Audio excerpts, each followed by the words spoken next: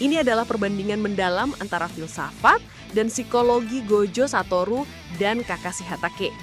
Meskipun keduanya adalah arketipa guru berambut putih yang sangat kuat dan santai, fondasi filosofis dan kondisi psikologis mereka sangat berbeda secara fundamental. Perbedaan ini lahir dari sumber beban yang mereka pikul. Kakashi dibentuk oleh tragedi dan penyesalan masa lalu, sementara Gojo dibentuk oleh isolasi dan tanggung jawab dari kekuatannya di masa kini. Analisis mendalam. Kakashi Hatake, filsafat yang lahir dari penyesalan, melihat ke belakang.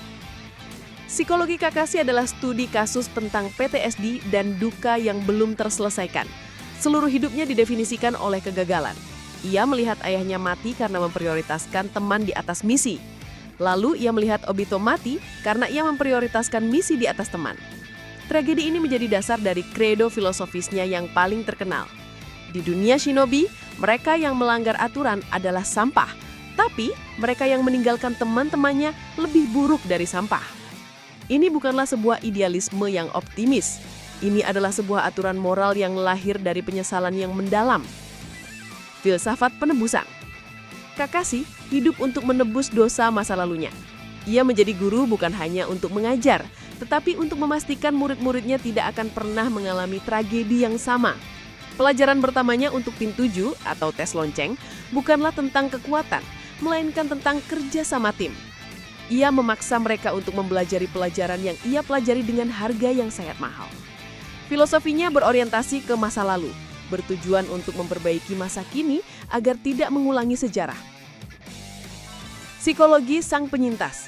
Secara psikologis, Kakashi adalah seorang penyintas yang hancur. Ia memakai topeng tidak hanya untuk menyembunyikan identitasnya, tetapi juga untuk menyembunyikan lukanya. Syaringan di matanya adalah pengingat konstan akan kematian Obito dan kegagalannya. Ia adalah sosok yang hidup dalam bayang-bayang kuburan teman-temannya. Gojo Satoru, filsafat yang lahir dari isolasi, melihat ke depan. Psikologi Gojo adalah studi kasus tentang isolasi absolut yang lahir dari kekuatan tak berbatas. Sejak lahir, ia adalah yang terpilih, makhluk yang berdiri sendirian di puncak rantai makanan. Filosofinya tidak lahir dari kegagalan, melainkan dari kesadaran bahwa hanya dialah yang bisa mengubah dunia. Jangan khawatir, aku yang terkuat. Pernyataan ini bukan hanya kesombongan, ini adalah pernyataan eksistensial tentang kondisinya. Filsafat revolusi. Gojo melihat dunia jujutsu sebagai sistem yang busuk, dipimpin oleh para petinggi konservatif yang rela mengorbankan generasi muda demi mempertahankan status quo. Karena ia terlalu kuat untuk digulingkan, ia tidak bisa mengubah sistem dari atas. Maka ia memilih jalan seorang revolusioner dari bawah. Tujuannya adalah mendidik generasi baru, Yuji, Megumi, Yuta, dan kawan-kawan, agar menjadi penyihir yang tidak hanya kuat, tetapi juga memiliki moralitas yang baik. Ia percaya merekalah yang akan menciptakan masa depan yang baru. Filosofinya berorientasi ke masa depan, bertujuan untuk menghancurkan masa kini yang stagnan. Psikologi sang dewa yang kesepian. Di balik sikapnya yang ceria dan kanak-kanakan, Gojo sangatlah kesepian. Tidak ada yang benar-benar bisa memahaminya. Bahkan sahabat terbaiknya, Suguru Geto, pada akhirnya pecah karena tidak mampu berdiri di sisinya. Kesombongannya yang luar biasa, sepanjang langit dan bumi, hanya akulah yang terhormat, adalah pengakuan yang jujur akan isolasinya. Ia adalah anomali. Beban psikologisnya adalah mengetahui bahwa jika ia fagal, tidak ada orang lain yang bisa menggantikannya. Kesimpulan. Kakashi adalah pahlawan yang dibentuk oleh kelemahan dan kehilangan.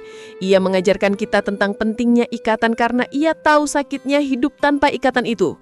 Filosofinya bersifat reaktif, memperbaiki apa yang telah rusak. Gojo adalah pahlawan yang dibentuk oleh kekuatan dan kesendirian. Ia mengajarkan kita tentang tanggung jawab yang datang dengan kekuatan itu, karena ia memikul beban itu sendirian. Filosofinya bersifat proaktif, membangun sesuatu yang sama sekali baru. Keduanya adalah guru yang hebat, tetapi mereka mengajar dari dua buku yang berbeda.